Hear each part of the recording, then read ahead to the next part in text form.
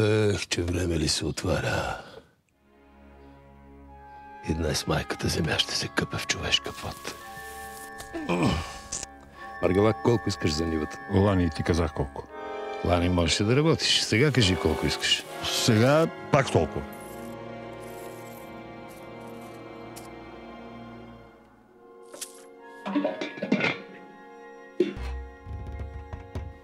Павле, ти по небото ще да беше си събул.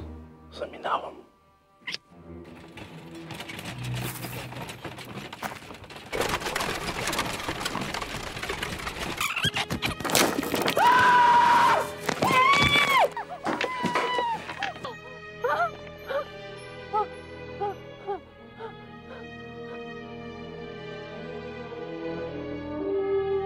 Хората говорят, че има злато! Стига! Какво искаш, никаквице? Искам делба по-равно и всеки сам да се оправя!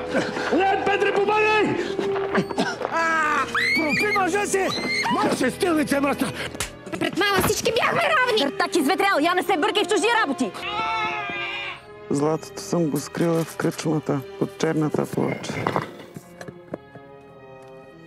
И това свършихте, куче.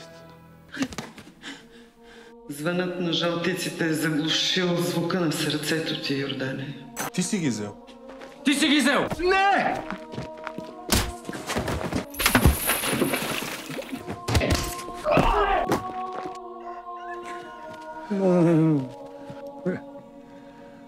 И доброто, и злото се излюпват в човек. А мислих, че доброто е господар на човешкото сърце. Татко, ще води Захарин за Ратай в града. Няма кой да го гледа тук.